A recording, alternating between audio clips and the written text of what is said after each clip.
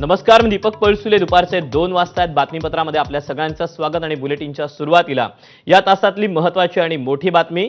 माहिती आणि प्रसारण मंत्रालयाचे सल्लागार दिलीप मंडल यांनी धक्कादायक खुलासा केलाय. फातिमा शेख हे कपोलकल्पित पात्र असल्याचं दिलीप मंडल यांनी म्हटलंय.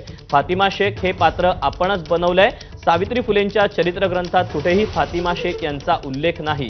फातिमा शेख यांच्याबद्दलचे कुठलेच संदर्भ उपलब्ध नाहीत. फातिमा शेख यांच्या महात्मा फुले, सावित्री फुले जीवनातील उल्लेखाविषयी दिलीप मंडल यांनी हे धक्कादायक स्पष्टीकरण दिलेलं आहे.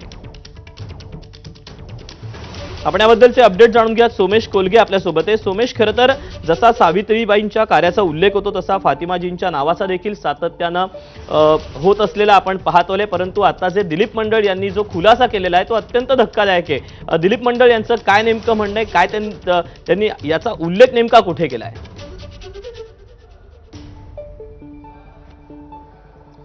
दीपक, नक्कीच दिलीप मंडल हे अनेक वर्ष माध्यमांमध्ये होते.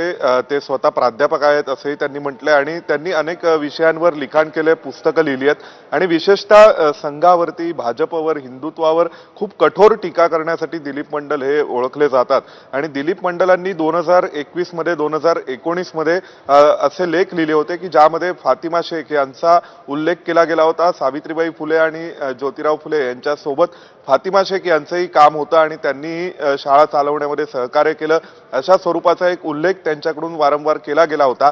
त्यावरून खूप मोठ्या प्रमाणावर चर्चा रंगल्या होत्या. कारण नुकतंच पुण्यातील महापालिकेने लावलेल्या एका पाटीवरही फातिमा शेख यांचा उल्लेख आहे आणि त्याबाबत देशभरात चर्चा रंगली होती. तर त्यानंतर आता अचानक आज दुपारी दिलीप मंडल यांनी एक धक्कादायक खुलासा केला. त्यांचा दावा असा आहे की फातिमा शेख हे पात्र त्यांनी उभं केलं. फातिमा शेख यांचा कुठेही उल्लेख हा पूर्णपणे सावित्रीबाई फुले किंवा महात्मा फुलेंच्या जीवनामध्ये किंवा लिखाणामध्ये कुठेही आढळत नाही.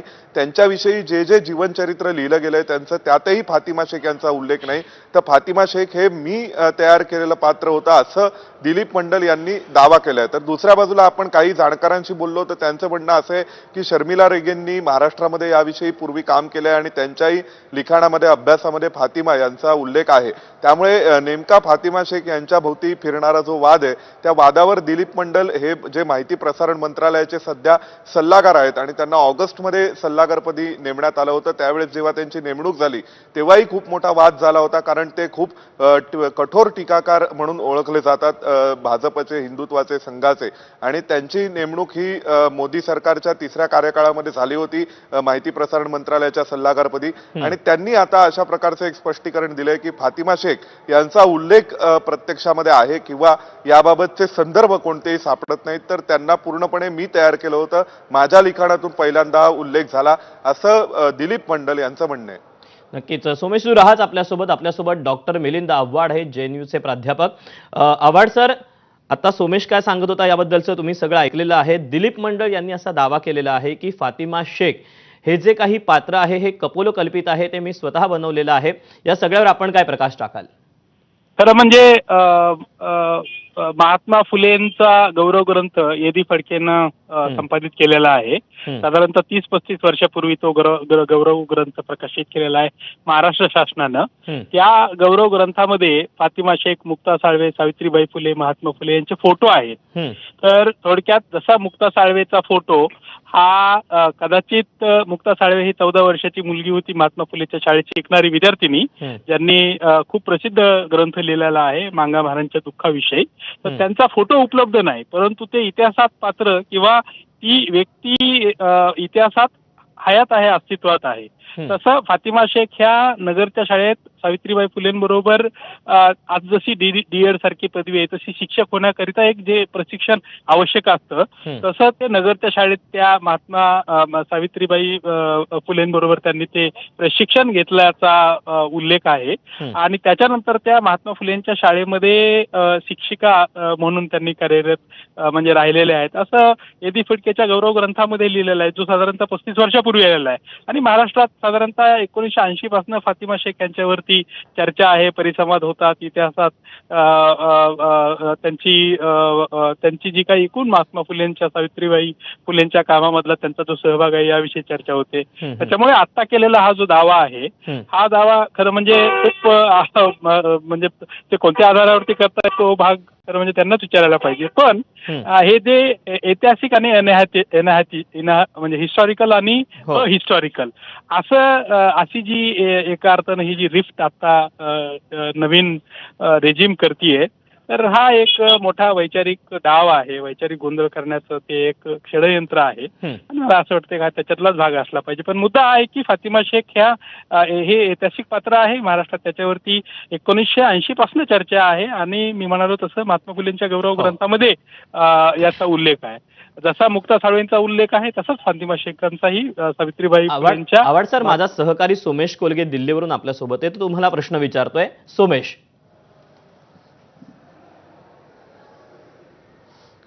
आवड सर, एक प्रश्न असा आहे की फातिमा शेख यांच्याबाबतचा एक उल्लेख म्हणजे एक हरिनरकेंचं लिखाण किंवा त्यांचं ट्विट एक चर्चेत असतं की त्यावेळेस त्यांनी म्हटलं की फातिमा यांच्याबद्दलचा संदर्भ सापडत नाही. तर याविषयीची सत्यता नेमकी काय आहे आणि फातिमा शेख यांचा फातिमा म्हणून उल्लेख आहे की फातिमा शेख म्हणून उल्लेख आहे, यावरूनही खूप वादविवाद वेगवेगळे रंगलेले आहेत सध्या समाज माध्यमांमध्ये. त्यासोबतच फातिमा शेख यांचा जो उल्लेख तुम्ही म्हणालात तर तो सुद्धा काही नेमकेपणाने सांगता येऊ शकतो का?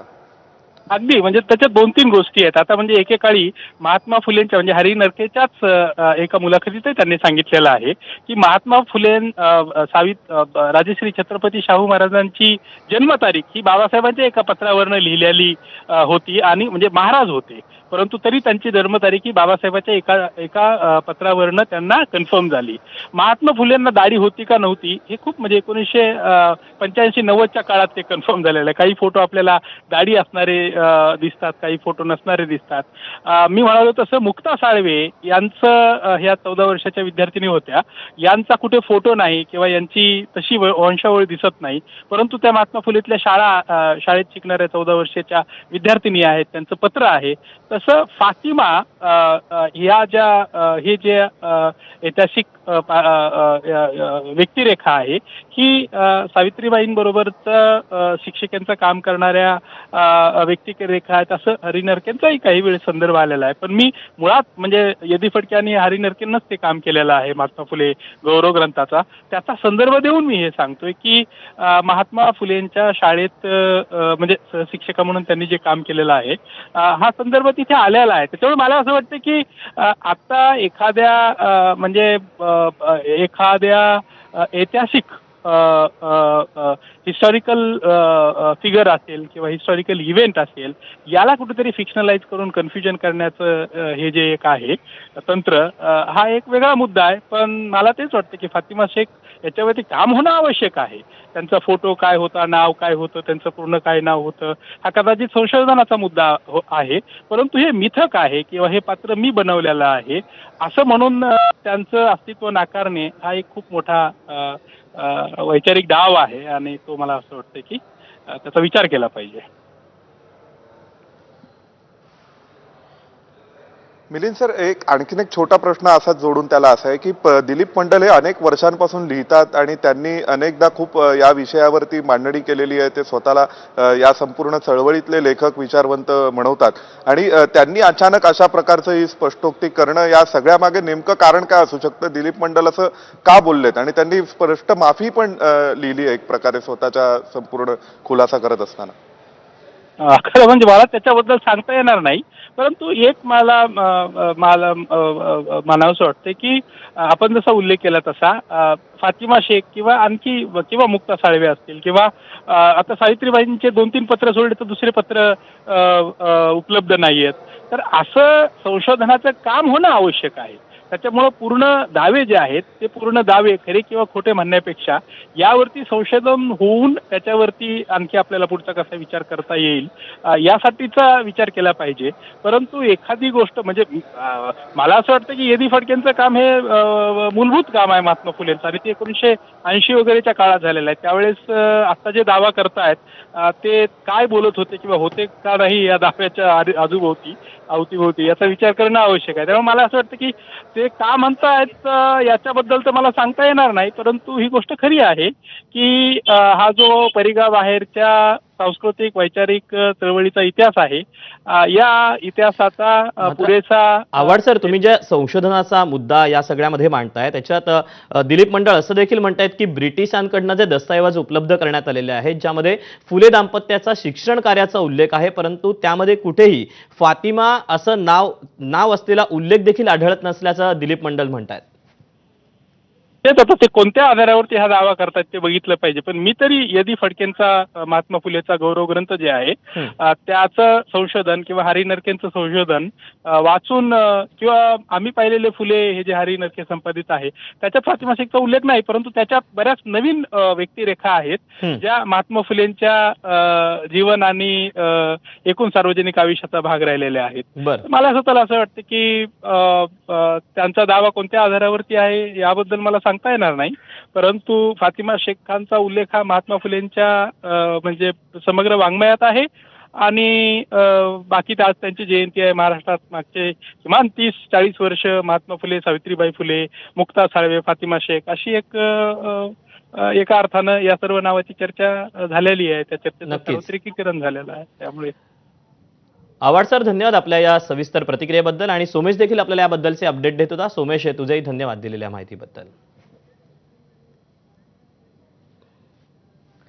आपण याबद्दलचे आणखी काही कंगोरे जाणून घ्यात. मंदार गोंजारी आपल्यासोबत आहे. मंदार, आपण मिलिंद आव्हाड सरांचा देखील फोन आता घेतलेला होता. त्यांनी देखील याबद्दल प्रतिक्रिया दिलेली होती की हा एकीकडे संशोधनाचा विषय असल्याचं म्हटलेलं आहे, तर दुसरीकडे या सगळ्याबाबत आता दावे प्रतिदावे देखील समोर येतील.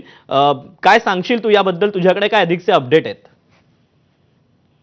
आपण जर पाहिलं तर फातिमा शेख यांचा उल्लेख सुरुवात कुठून होते तर सावित्रीबाई फुले आणि महात्मा फुले यांनी पुण्यात भिडेवाड्यात मुलींची जी पहिली शाळा सुरू केली तेव्हापासून फातिमा शेख यांचा सावित्रीबाई फुले आणि महात्मा फुले यांच्यासोबत आपल्याला संबंध इतिहासामध्ये आढळतो.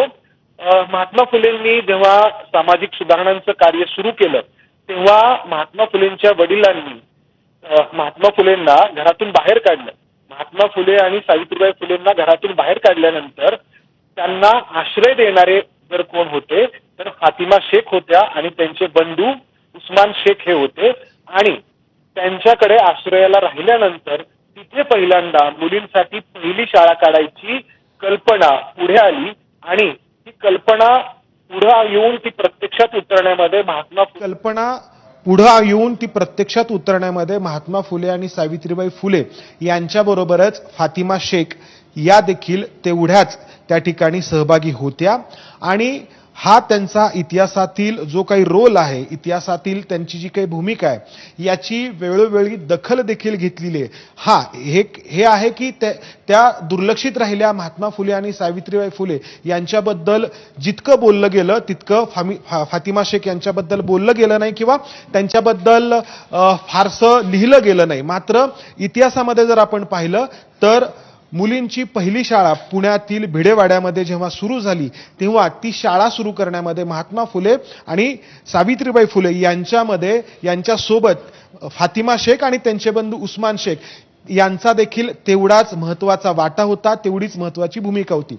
आता हे जे काही मंडळ आहेत ज्यांनी म्हटलंय की फातिमा शेख यांचा उल्लेख कुठे आढळत नाही, तर हे खूपच आश्चर्यकारक आहे. कारण फातिमा शेख यांच्यावरती खूप पुस्तकं खूप सगळ्या भारतीय भाषांमधून आणि इंग्रजी भाषांमधून देखील लिहिली गेली आहेत. मराठीमध्ये आहेत, इंग्रजीमध्ये आहेत, हिंदीमध्ये आहेत, त्यानंतर तेलुगू आणि इतर दाक्षिणात्य भाषांमध्ये देखील आहेत. हे जे फातिमा शेख यांचं कुटुंब मूळचं उत्तर प्रदेशातील त्यांच्या भावासह मालेगाव मध्ये पहिल्यांदा आल्या त्यावेळी आणि त्यानंतर त्या पुण्यामध्ये स्थायिक झाल्या. आणि पुण्यामध्ये राहत असताना जेव्हा मी जसं सांगितलं की महात्मा फुलेंनी सामाजिक चळवळीचं काम सुरू केल्यानंतर महात्मा फुलेंच्या वडिलांनी त्यांना बाहेर काढलं, त्यावेळी त्यांच्यावरती जो काही प्रभाव होता त्यातून आणि त्यानंतर महात्मा फुलेंना आश्रय जर कोणी दिला तर फातिमा शेख आणि त्यांचे बंधू उस्मान शेख यांनी दिला. आणि त्यानंतर मुलींच्या पहिल्या शाळेची संकल्पना पुढे आली आणि त्यानंतर ती प्रत्यक्षात आली. पुढचा इतिहास आपण सगळे जाणतो.